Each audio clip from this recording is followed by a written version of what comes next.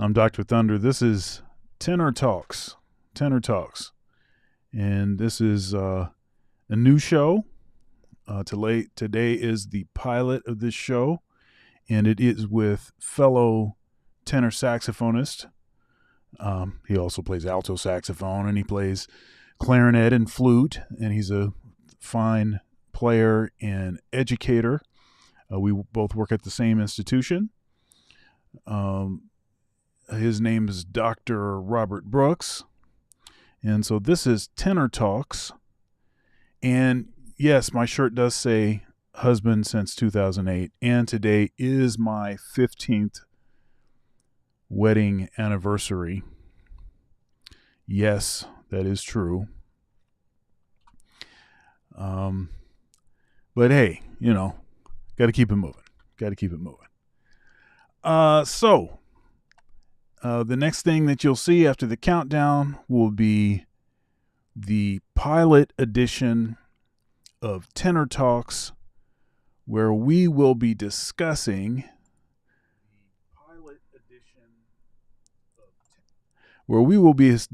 three approaches to being a professional musician. 3 approaches to being a professional musician. Let's go.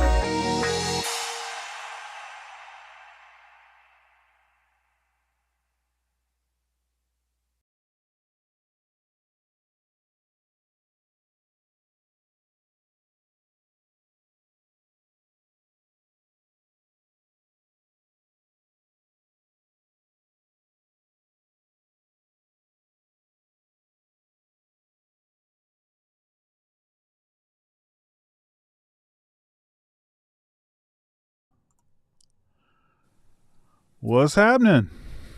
Hello, good to see you again. Yeah. So, why don't you tell us about yourself a little bit, and we'll keep it moving. Yeah, well, so my name's Dr. Robert Brooks. I teach with Dr. Thunder here at Ohio State University, and that's you're getting the live view from on campus right now. And so I'm primarily a tenor sax player, but like kind of you said in the beginning, I have background in a lot of woodwinds and doubling, particularly jazz improvisation, kind of a wide variety of things, and I think it kind of leads into what we're going to be talking about today with the idea of building a career effectively and being versatile as much as possible. And I kind of see myself as a version of that at least. But kind of beyond that, I think someone who studies improvisation and does works a lot both in the jazz idiom but also doing musical theater and big band stuff and kind of a wide variety of things like that. And obviously teaching as well. I teach, like I said, at Ohio State, and then I maintain a private studio of students from all across the country. I've been doing the Zoom lesson thing for a while now, before it was cool, maybe. So was it ever cool? yeah, I don't know if it was ever cool. It's a lot less popular in like 2017 than it seems like it is now. Yeah. All right, everybody, like, share, comment, subscribe, become a channel member. Where you'll get access to all archived videos and support the show. All of that good stuff. Cash App, Venmo, PayPal, Dr. Thunder Music, all one word. Spell out the word doctor. Support independent media. So, Tenor Talks. I was thinking that it would be a good idea for us to do a show together, since we've been collaborating, on campus and everything, and sharing a studio and all of that. And I think you've been a terrific addition to what I've been doing all these years at Ohio State. Mm-hmm. Thank you. And so let's just jump right into the topic: 3 approaches to being a professional musician. 3 approaches. Now, in my mind, these 3 approaches are freelance. So as a freelance musician. The second one is associated with an institution. And then the third one is hybrid, which is a combination of the 2. Mm-hmm. So first of all, do you agree with that assessment? Does it seem to be an adequate framing? Have I missed something? And then the second thing, what aspects are you functioning in of those 3 approaches?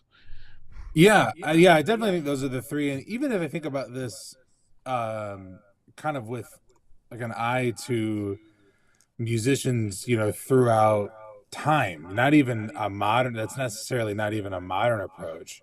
Right. But I think we use broader terms for institution.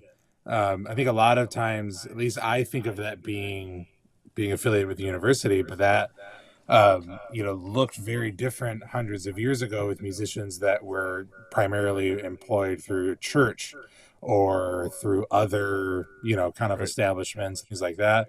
And then obviously being a freelance artist is, I think, the thing that people think of the most. Certainly when I have prospective students in my office for our studio at Ohio State, a lot of those a lot of the parents are thinking of only that one track. I'm gonna just gonna be a performing artist and figuring it out and really kind of owning your own business. And that's how I usually talk with students and with other people that I work with about that. It's really being that kind of like having a business of one person kind of thing with making that stuff work. I think more and more, though, it's hard to find people that are only one. I think that is quite the feat. You really have to be in that 1% of the 1% in whatever this specific thing you do to only have one thing, I think, in our field anymore. And So, for myself, I do a lot of different things that allows me to have variety, allows me to be picky on some things, which is nice. There certainly was a point in my career when I was taking every gig that came along because I needed to, and I was working with anybody who wanted to take lessons and stuff like that. And now I'm in a place through that hybrid model where I get to choose the performances that I want to do and the bands the people I want to play with. And then same thing with students. We get to be obviously selected with our students at the university, but also in my private studio as well. So I definitely feel like I fit the hybrid model with my affiliation with Ohio State, with the teaching I do privately, with the variety of performing stuff that I do, a lot of different styles. And I think, from an education standpoint, that really is is the model that we're shooting for. It really is versatility over like specialization, maybe. It is, like I said before, it's very hard to be the best saxophone player in the world and make a full-time living on that. That's a lot of work. And so I think often having that other thing you do, whatever it is, and it's not just teaching, it's a wide variety of things, but whatever that other thing you do makes you more marketable, and I think it makes you more unique. So you have that skill set, and these are all the things that I offer, and what sets you apart and makes you competitive and things like that. Now, you've done some touring. Mm-hmm. I've done a fair amount of touring. I've done some tours with the Count Basie Orchestra, and I've done some tours with the Cab Calloway band, and I've done some other touring, more minor kind of touring.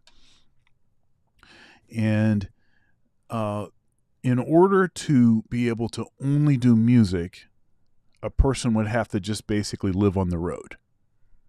Mm-hmm. Right? Yeah. Now, the musicians that I know that live on the road, I mean, I'm not, nothing against that. I mean, if that's what you want to do. But it seems to me that most people, want to have a family, and you're a married man. Mm-hmm. Your wife likes to see you. Your wife likes to see you every once in a while. We'll reevaluate in 15 years. Oh. Yeah. So you want to talk a little bit about that, because it seems to me that that's one of the things that a hybrid model gives you a flexibility to be able to manage. Because you can have sort of more of a regular life. You can have like a house, and you can actually see your house. Yeah, exactly. And I joke about this sometimes with students and with other people that I talk about living on the road, and that's not something that I would want to do long term. Though it is fun to travel, obviously, and play and meet a ton of people and do that thing. But I'm sure that there are people musicians I've played with who are like, oh God, you sit in an office all day and and teach lessons. That sounds terrible. So it's kind of that. I think it really speaks to what you said, that it really is about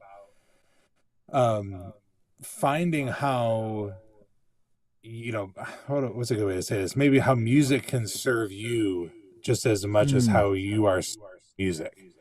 And that it doesn't have to be, I kind of reject that concept of the starving artist, or, really, sacrificing everything for your art. Not that not that there's something wrong with that. And obviously you do have to do that, in every way. I think all artists have sacrificed in some ways.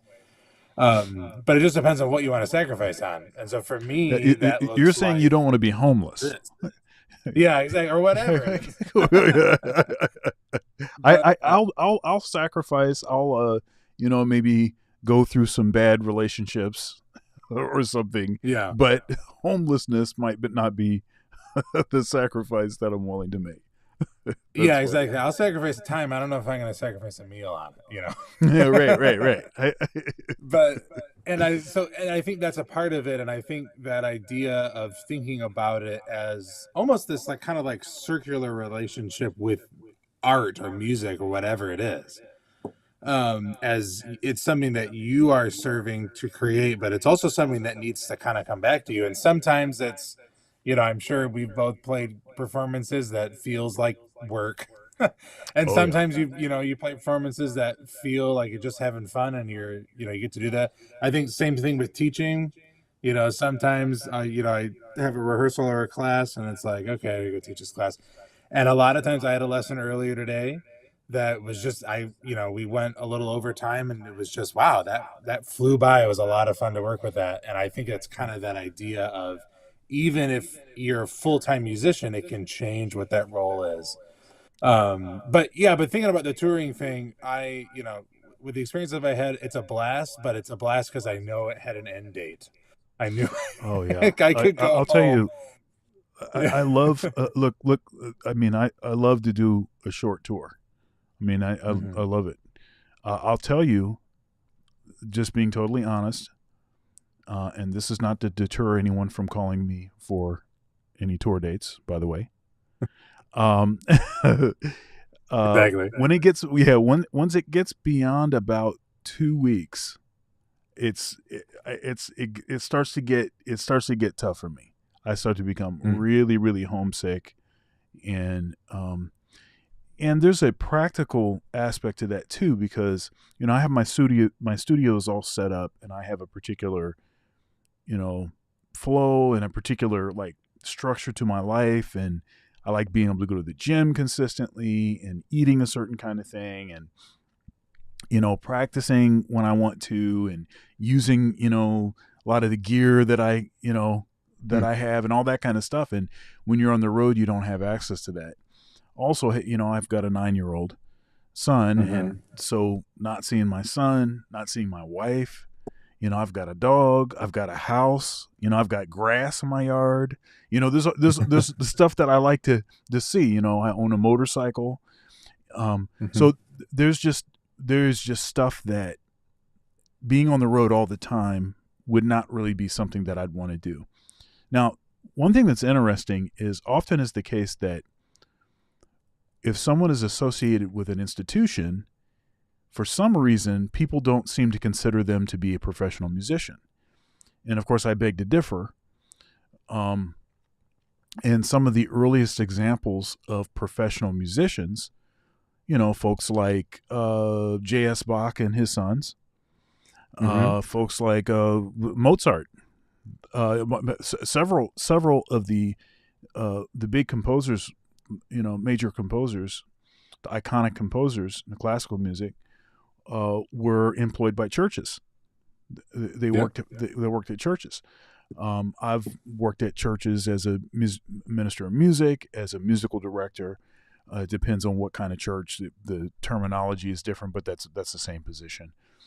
Or as a band director, my first full time job was actually, after I finished my master's degree, the church that I had been working at part time, I I took a full time position, full benefits and insurance and everything.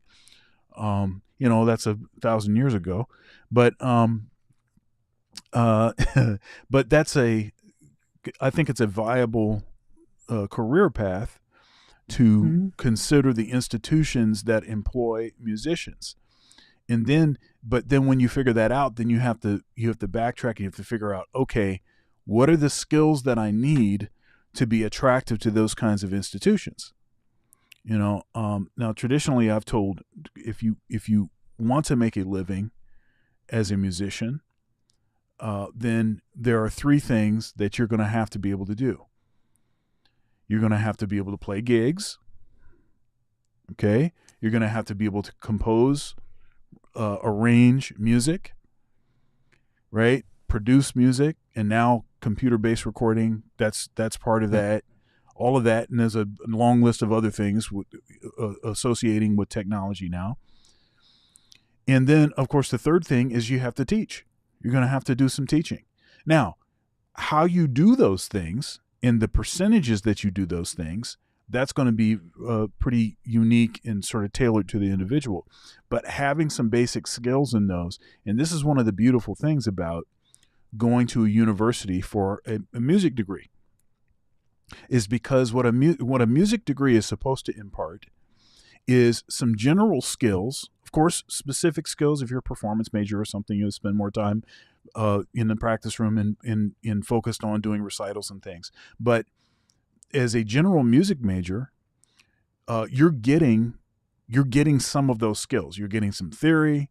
You're getting some composition skills. You're getting some teaching skills, right? Because you're getting private lessons. You're in the classroom. And you're witnessing things. I mean, you get opportunities to do some projects and things, presentation skills. So you're getting these basic skills, but that alone is not going to necessarily set you up for, certain opportunities. You still have to be willing to take a risk, right? Mm-hmm. So you have to believe in the skills. You have to have enough confidence in the skills that you have to say yes, even when you may not have done that exact thing that somebody's asking you to do. But if you have basic composition, theory understanding, and somebody says, hey, can you, my church has, they need some horn parts, for, Easter's coming up. They need some horn parts for, for trumpet, tenor sax, and trombone. Can you do it? Oh, well, wait a minute. I've never written any horn parts. Well, wait a minute. Yeah, you have. You've done something that is close enough to that for you to be able to say yes. What do you think of that stuff that I've said so far? Yeah, I totally agree with that, and I've certainly had those experiences through like a wide variety of we've used that very broad term of institution, and I think starting with church and playing as a musician on a variety of instruments. There was a point in time when I was in grad school that my wife and I were both in a church choir. We sang in the choir together, which was great. And those are all kind of what you said. It's saying yes to an opportunity and taking a little bit of a risk and looking at it as the opportunity to gain experience and gain these skills. And it's kind of this model of staying, having this mindset of a student all the time. And I'm willing to learn that. I'm willing to try these things. And even, it's kind of that saying, if you wait till you're ready, you never start. And so if you wait till you're ready I'm the best teacher ever, you're never going to teach a lesson. You wait till I'm going to write the greatest piece of music ever, I'm never going to write anything down. And so it's that idea I think is really, really important for a lot of that, that versatile idea and kind of what it can mean for your career, for sure. And, borrowing on those experiences from what you get really, as a young professional or continuing as a professional. I mean, I think about the experiences I've had on tour or of other people that I've talked to and things like that. And again, that broad institution thing, I think, can even open up to being a part of a professional big band. I know you've played with Count Basie, and I've done some touring with the Glenn Miller Orchestra. And just seeing what that's like and those connections can help me to teach, can help me to, write music or whatever it is. And all that stuff, is so important with creating, kind of your identity, I think, as a musician in whatever way. Even something, this is not something that I've done personally, but I know a lot of people who've done it, and thinking about, what a broader term of what is an institution, as I think is being a musician in the entertainment industry, either touring with, in not jazz, and, I know some people who've, played with, I think of like bands like Taylor Swift and, blanking on his name, Michael Bublé's big band, which are both, pop kind of have elements of both. I know some recent Ohio, before my time, but Ohio State grads that performed on the Tonight Show, Stephen Colbert show recently. Those are experiences certainly that they didn't directly have in college, but their experiences and all those things set them up to be able to be successful. And I had a student. We've been, you run, it's a fantastic group on campus, the Ohio Show Band, and I was Mhm. talking to a couple students about being a part of that, and one of them, we were talking, and they were like, "Yeah, it was great. I did a year in that band, and then the first time I got called to a wedding gig, I showed up, and I said, 'Oh, this is show band.' I know Yeah, what that is. I'm able to do this stuff right away." And that's that right. having that kind of background, I think, is super important in that idea of like transferable skills. And especially in jazz, our backgrounds, that is such a, core, like a pillar of a lot of, commercial and popular music. Um, that it's those experiences enable you to do other stuff. And there's certainly, other things like that. Something that I do with my wife a lot is musical theater. And that's where a lot of my, kind of Who is your institutional, wife? background has come. I was not someone who did like cruise ships or did other things like that, but I've done, a lot of shows and a Who's lot your wife, of, man? like, Who's your wife? uh, Dr. Laura Brooks also teaches here at Ohio State. Is a singer. She does. I don't know. Every time I say I think I know what her specialty is, then she will tell me I'm wrong. So I think about her as a music theater person. I think she thinks of her as, kind of a crossover person that does obviously jazz, that does some pop stuff, that does musical theater, that can Mhm. do really kind of everything. And it kind of speaks to that same thing in the same way that, I've gone on stage and, and played with orchestras on clarinet and flute, and, played with great big bands on the road, and, musical theater stuff, like I was saying before, and pit orchestras and stuff. It's really It, is it, about being, setting yourself up to say yes. that's right. That's right. And So, it seems as though we may have recently shared the stage in Florida. yeah, What was at that for? the 2023 Jazz Education Network.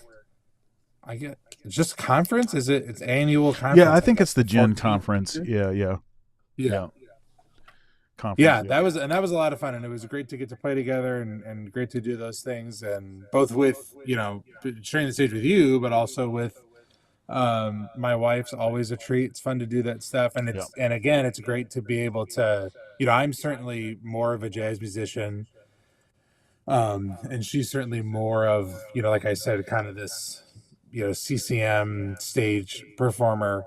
But we are able to say yes to a lot of things together because of that. yeah. So she's able to. We're doing a show in May where she's going to be. It's a local professional theater company in town. We're doing, I think it's 3 weeks of the School of Rock musical, Oh yeah, and that's cool, she's, man. yeah, she's one of the leads. Um, or the female lead, I guess. I forget. I don't know the character names. I'll have to look it up. And then I'm going to be playing in the band. That's at the Lincoln Theater. I forget when it goes up, but it's in May. And so those experiences are great, but it kind of speaks to, like I said before, and this is something I talk with students all the time, is putting yourself in a position to be able to say yes as much as possible. And then building your career so that way when you want to say no, you can. That's right. It's kind of That's this right. this arc that exists. I think of it. I think of it this way. So I did, and this is years ago. I did a presentation and panel discussion called "The Power of Yes: Hmm. Developing Skills for a Career in the Music Industry." And that Mm. panel, actually, my wife was on the panel also, but also Dr. Milton Ruffin was on the panel. Uh, let's see here, Bruce Hennis, um, Tim Comiskey. Let's see here. I'm probably forgetting a couple others that were on the panel, but it was a great panel, nice diverse sort of panel, and I did a presentation. I was borrowing from this thing called this movie that Jim Carrey was in called Yes Man, Mm-hmm. and basically what happens in that movie is he takes this pledge or whatever to say yes, and so he starts saying yes to everything, and it's it's kind of it's funny and it's kind of absurd because he's sitting at a table, he's outside with one of his buddies, and and his Turkish mail order bride is sitting across from him because he has to say yes to everything, right? Yeah. So, but he also meets his love interest because he says yes, and all of this kind of stuff. And the thing is that when you say no, you know where that will lead. It's where you are right now. Mm. But when you say yes, there's always a possibility that it can lead somewhere that's interesting. Where you can utilize the skills that you've developed and all of that. So saying yes is good. But as your career develops, I think of it as being like a pyramid where when you first start out, you have to say yes to everything because you don't know how you're going to pay the light bill. Okay. just real talk, right? Mm-hmm. So you don't know how stuff is going to happen. So you got to say yes to everything, and you're doing a bunch of other stuff too that doesn't even seem like it's related to music. Like bussing tables and stuff. It's like, how is this as a music career? I'm not sure how this worked, but you have to say yes to whatever you need to say yes to pay the bills. Okay. But then what happens is as you've been working longer and as you're doing a good job, I mean, you need to be professional. You're showing up on time. You get the right clothes on. You're not a jerk, right? You do all the stuff that you're supposed to do. You're not trying to show anybody up. You keep your mouth shut and just do the job. All of that kind of stuff. You do that for a long enough time, then what'll start to happen is you'll start to be able to do more of the stuff that you want to do and a little bit less of the stuff that you don't want to do. Now, most people don't get all the way to the top of that pyramid. Only a very small percentage get to the top of the pyramid where they're only saying yes to only the stuff that they absolutely are fully in love with. The stuff that it doesn't seem like it takes any effort. They like fall out of bed right into it, and then it's just only a very, very small percentage of people get there. But wherever you are, you can definitely make steps towards reducing the amount of stuff that you don't want to be doing, the stuff that other people can do. Now, there's some other skills in logistics that you need to learn how to deal with.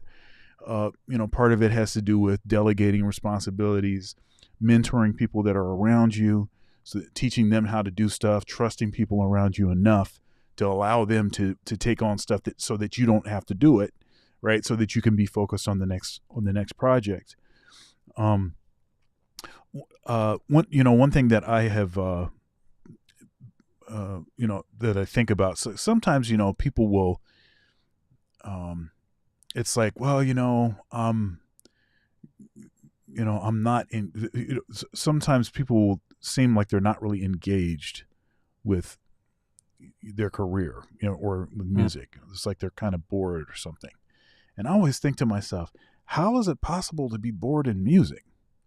There's like a billion things to get involved in. And we're focusing right now more on the playing side, more on the sort of hands-on, the actual creation of the art or the educating of the creation of the art. But there's so many other aspects and avenues that are associated with music. I mean, you've got the sales side.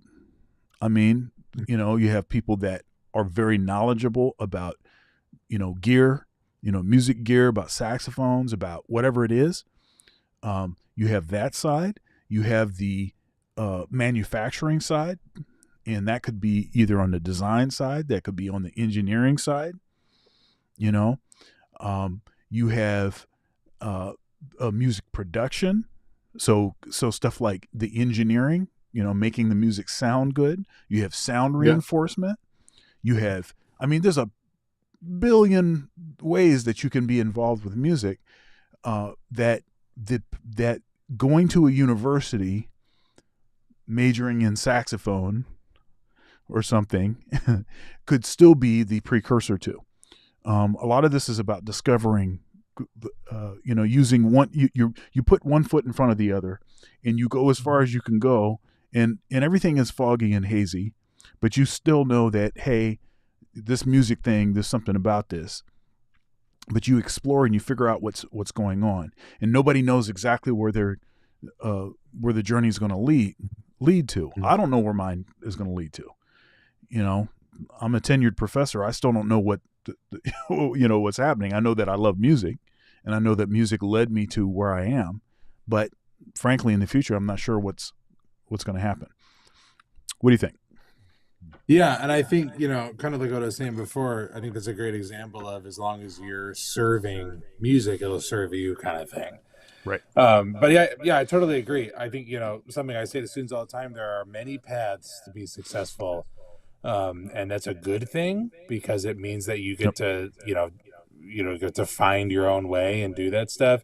It also can be kind of a negative thing, because it means that you're on your own to make sure you're on a path that you're happy with. And I think a lot of times, not even just students, just people in general, regardless of what we're, more specifically talking about, it's easy to get off that path. And that's, kind of how the network we have in music as teachers and things like that can help you to stay on that path and things like that. But I, all that stuff, I think I totally agree with. I think, kind of continuing the idea of, the versatility and being, finding that pathway, the institutional idea, and all those things. Obviously you were right. We're talking about it from a performing music standpoint, but there are so many other ways to do those things. And with a hybrid model, that can look like a lot of stuff. I certainly know people who are performers during the day, and then they are teachers during the day, and then they perform at night. But that could be a wide variety of things, right? That could be, I do sound production, and then I also perform when I want to. And maybe performing isn't a part of that, right? I have, friends that teach at other universities that are in musicology or in other areas, and performing isn't a big part of their life, but music is still a big part of their life and stuff like that. And I think there's an element of trusting the process, and there's an element of, of staying on that path and continuing on as much as possible, that I think can be scary for sure. I've definitely had some of my own moments of being a little less sure that I was on that path. But always, asking myself, well, what do I really like to do? Well, I really like to do is this and this, and I'm going to make sure I'm going to put myself in positions where I'm doing that, and I'm, and for lack of a better term, getting paid for it. Something else that you said that I wanted to kind of pick up on, and it keeps going in and out of my mind. I want to make sure I talk about it. You were talking about something that I think is really, really important. It's gone. Oh no, it came back while I was talking, and then it went away, and it came back. It'll come back to me. That's right. Yeah, I'm sure it will. So anyhow, let's see here. So we've been talking about these, today's talk is about these three approaches to being a professional musician. And we've talked about how, this idea of, saying yes, and how yes can lead you to stuff that you don't expect, and how developing the confidence to say yes, part of that is can be facilitated by going to school for music. It could also facilitated by going to school for something else and taking as much music stuff as you can while you're at that Mhm. institution. And Yeah, you and we know, have a and I lot of know. students. Go I ahead. was just say a lot of our shared students that are like that, right? I think some of our, some of the students that I have taken lessons and that are in our ensembles and stuff are, their version of serving music and having music serve them is I want to get a job where I don't have to rely on income from playing music. And so that way I get to, Right. get to be picky. That's my path kind of up the pyramid. Yep. And, I think of a student that comes here and they want to get a job where they're making, way more than we make. Mm, And they're doing data analytics or something like that. And then when a gig comes up and they want to do it, I have the skills and I have the passion to keep doing it. And if I don't want to for any reason, then I don't have any kind of pressure to do that stuff. And I think there's, a luxury within that. That and again, it leads us you, to that pathway. You know. you, you know, it's interesting. I'm stuck with music. Mm. Um, I knew what I wanted to do when I was young, and that's not necessarily everybody's path. Often is the Mhm. case that people don't really know until later on, and there's nothing wrong with that, right? And sometimes it's just about what you have had an opportunity to be exposed to. Um, I was fortunate because my dad was a great saxophone player, and I heard him playing the horn around the house, and I was like, "Ooh, what's that?" Mm. Right? And so I sort of so early on that ended up being something I knew I wanted to do. A lot of folks, it's not until they get into uh, even high school, they get to high school, maybe junior, senior year, and they're like, "Oh man, something just turns on, and it's like, oh, this is what I want to do."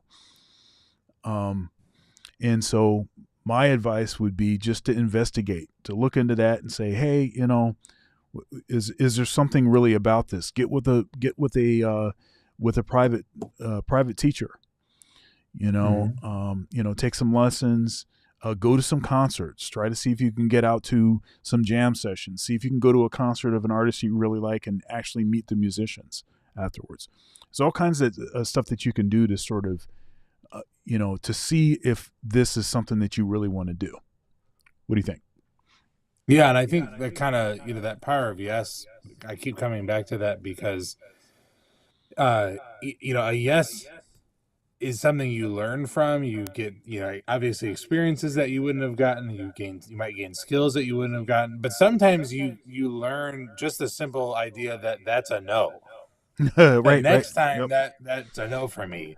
And Well, I think that was kind of my experience. It's funny you said you're stuck with music. I kind of feel that way too. I joke with some our prospective students, and they're like, "Yeah, I'm not sure what degree program I want to major in, and this and that." And I said, "Well, if you can imagine yourself doing anything that isn't music, you should major in that." Not as like a gatekeeping thing, not as like a negative for yeah. that, but it allows you to do other stuff. And I was kind of in that vein. When I was in high school, I was, very confident that I wanted to do music and I wanted to more specifically to teach and do that stuff. But it was kind of a combination of that. I had, I think, a natural ability, and I had, I enjoyed it, and obviously all that stuff. But the other side of that is that I went to, everything else that I did, it was just like, oh my gosh, oh, I do this every day, all day. I don't know about that. And then music was that thing that it was like, man, and the other thing that I was thinking of before you're talking about getting bored with music, that's what I wanted to mention. That's something that I think is one of the best parts of music, and frankly, the worst part of music is there's always something to do. There's always something to practice, something to work on, Yeah. something to learn, Yeah. which kind of depends on your frame of mind. There are certainly days that I'm like, it's exhausting. There's always something else. And then there's other days that it's exciting and it's invigorating. Oh, what's the next thing I get to do and I get to learn? and that flows and and changes, and the path leads to a variety of places. But all of those things I think are kind of an important way to look at this, and an important way for for anyone to kind of either begin to structure their career or continue to structure and plan it out, and ultimately get what you want out of what you love to do. Right. Yeah, certainly, certainly. All right. Well, uh, so let's. I think we can probably start landing the plane now. Sure. What are some what are some things that you're involved in right now? Maybe some stuff that's both on campus and some other stuff, maybe off campus that you're excited about doing. I've heard you talk about um, a recording project and some other things. Mm-hmm. Yeah, so I think maybe chronologically, stuff on campus, we have some great guests that are coming to campus that we've both been involved with, and I work a lot with our jazz club on campus, and those are some of our top students that are a part of organizing things. So we have Dr. Jordan Van Hemer and Tony Monaco coming to campus, and then the next day we have some guests that are coming to do a master class and things like that, Witten Marsalis. And then a couple of weeks after that, we have great saxophone player Jeff Coffin. And that's all just February, which is exciting. I'm going to be, from a performing side, I'm going to be doing like a featured like a guest thing at a bar in here in Columbus. Zaftig Brewing, where they kind of do like a jam thing. I think that's coming up in a few weeks. I got to nail down the date on that. Mm-hmm. And then I'm doing a production at the Columbus Children's Theater, which performs at the Lincoln Theater, of SpongeBob the Musical, which will be fun. Before that, actually, I'm going to be adjudicator and guest artist at a jazz festival back in Michigan, and at Central Michigan University, which is always a blast. I love going back there. And man, I'm trying to keep it all straight in my mind and not ramble too much. So SpongeBob, and then the first week of March, this is all before spring break, which, I'm doing a weekend of The Sound of Music at the Palace Theater. And then kind of looking more, more ahead, I'm is this recording project. I've been on a couple records with a lot of really great friends from all over the world. A few years ago, I did a duo album with a friend of mine from Chicago. I think after that, I did an album with a great pianist and friend of mine from Serbia, as well as an album a couple right before the pandemic with a friend of mine, a musician from Brazil. But I have yet to get to the point, on my pyramid climb, to do my own album under my own name. And so that's going to be my next project. So I'm hoping to work on it this summer. I have some of the players that you actually perform with quite a bit in town, some of the best rhythm section members in Columbus, Ohio, playing on that. And I gotta start working on the details. That's a summer project, and hopefully some other travel. That's another thing with that hybrid model thing that I think is great. With the academic calendar, it allows both of us to have, I think, a very unique version of that hybrid idea. Right. That at some points during the school year, I do a lot of teaching, but I also have all this free time, quote unquote free time. But I have this time allotted for me to perform and gain more skills and professional development, and then bring that back to students. And I know that's stuff that we both do a lot. So that's kind of an overview of what I have going on, and I think I need a nap just talking through it. But I'm excited. But it's always exciting. It's always a lot of fun. Yeah, and I've got a bunch of stuff coming up. Playing with Maria Schneider with the Columbus Jazz Orchestra in February. I've got a couple other things before the end of this month. I can't even remember what they are. I have a monthly engagement that I do. I've been doing theme-based shows with my quartet, Dr. Thunder Quartet, at a place in town called the Ginger Rabbit, which is a really nice place. And that's actually this behind me is actually from this last concert where we did Cannonball Adderley and Nancy Wilson. And that was a great show with the great singer Sidney McSweeney. And so that was a lot of fun. This next month, I caught a good amount of that live stream. It was fantastic. So, oh, thank you. I'm still hammering out some of the issues with the sound. So the issue is like, with me controlling the stream plus playing. it's sometimes it's challenging. So we're going to do more extensive sound checks in the beginning, and I actually applied for a grant to purchase some. Hopefully, I get it. To purchase some better a couple better cameras, and a mixer that I can control better and more easily while I'm actually doing the thing. Because I don't want to have to pay somebody else to sit behind the computer. Because that, you understand how the bread works. You're a hybrid musician. You're a sound guy and a tenor player. That's right. So,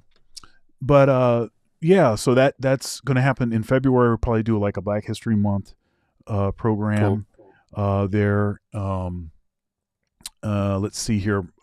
March, we've got the, let's see here. I'm not sure who it is. I think it might be John Clayton is coming to town. So I'll be doing a thing with the CJO with them, with John Clayton. And then also, of course, we have our jazz festival. And our headliner for the jazz festival is none other than the great singer Carmen Bradford.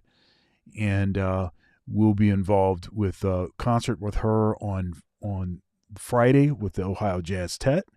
And then the Saturday, of course, she'll be featured with the Ohio State Jazz Ensemble, which is the group that actually we just took to the Gen Conference this past January. So this is like a billion things. It's funny because we're in January and it seems like it was like months ago or something that we were just in Florida, but we were just in Florida like a couple weeks ago.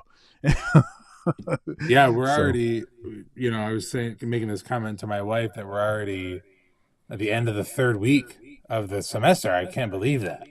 You could have told me, it either feels like we started a couple days ago or we've been going for 2 months. and something I want to make sure I mention too is, because you mentioned the show band, closing out the jazz festival on the Sunday of the jazz festival, which is the 26th, March 26th, is we're doing a Billy Joel show. We're doing like 17 Billy Joel tunes, including some, we're going to do a lot of the usual suspects, a lot of the chart toppers, but we're also going to be doing some sort of deep cuts or relatively deep cuts. One of them that I'll share right now is the Ballad of Billy the Kid, which is a great. This is like it's got all kinds of bells and whistles to it. It's going to be a lot of fun doing that song. But we're going to be featuring our very own Dave Powers as the piano man.